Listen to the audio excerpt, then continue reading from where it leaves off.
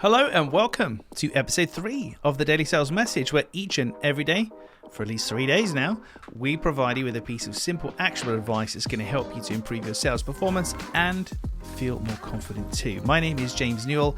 I teach people how to sell for a living, and for me it comes in 2 parts. The first part is having what I call a clear sales message, so people have to understand what you're trying to sell to them. And the second part is having what I call selling confidence, so knowing what to do, what to say, and how to behave in a selling situation.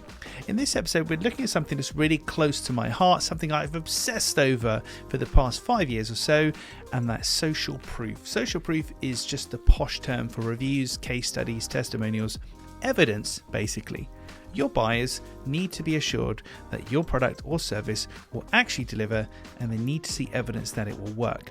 But there's a really funny thing that happens where when we are buyers ourselves, and we're looking to buy things, if we use Amazon as the example, we often check the number of reviews, the quality of the reviews, so we want as many reviews as possible, the highest star rating as possible. And I don't know about you, but I also look at the 1-star reviews as well to say, okay, well, if something does go wrong, how bad is it? What can happen? We're looking for risk mitigation. We're trying to understand what could go wrong, and to work out if we're going to waste our time, our money, whatever. As buyers, very important to us. When we're sellers, we kind of forget. We kind of don't really put the time and effort into collecting evidence, reviews, case studies, testimonials, all that good stuff.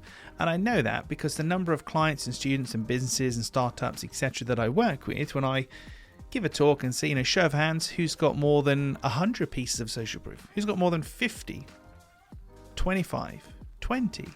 Generally, I find people have got anything in the region of 0 to about 15, 20-ish, but they might be outdated.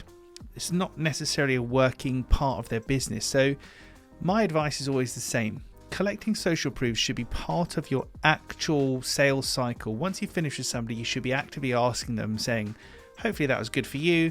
Would you mind if you can leave us a review?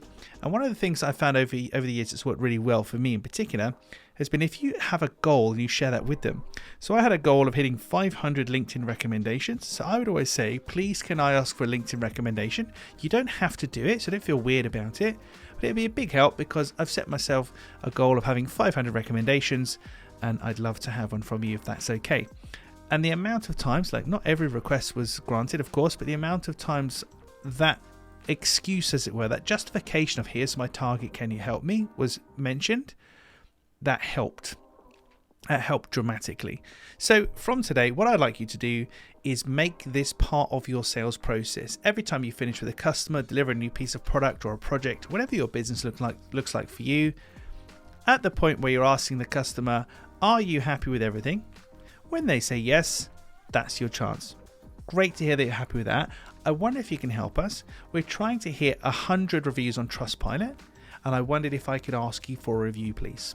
Please don't feel like you have to do it, but I wondered if you can help. Ask them in a simple way like that. Make it as easy and take it or leave it as possible, but predicate on the notion that you've done good work and you are a nice person. 7 to 8 times out of 10, people will say, yep, do you know what? I will do that for you, and you'll get it. And before long, you'll have 10, 20, 50, 100, 500 reviews, case studies, testimonials. And trust me when I tell you that having a disgustingly big amount of social proof like that makes converting people a breeze. When I talk to potential clients and they say, oh, not sure, have you got any evidence? How do we know this is going to work? We can trust you. I send them to my LinkedIn profile, and it's not 500 at the time of writing, unfortunately. It's about 480, but 450 plus LinkedIn recommendations. It's just a ridiculously large number for me as a consultant. I don't think they even bother to read them. They laugh at me and then proceed anyway.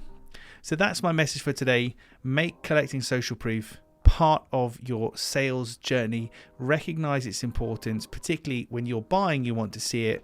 So when you're selling, you should want to see it too. Well, that's it for another episode of the Daily Sales Message. Tomorrow, we're going to be looking at a really cool, I think it's cool anyway, you can tell me, 5-letter phrase. So 5 simple words that's going to help buyers connect with your offer and going to make sure you're talking about the right thing. Tune in tomorrow for that. Thanks for listening. If you aren't already subscribed, please do hit that button. If you found this useful, please feel free to share this with somebody, or if you're feeling really generous, leave us a review on your podcast platform because it helps us to reach more people. That's it for the Daily Sales Message. I'll see you tomorrow.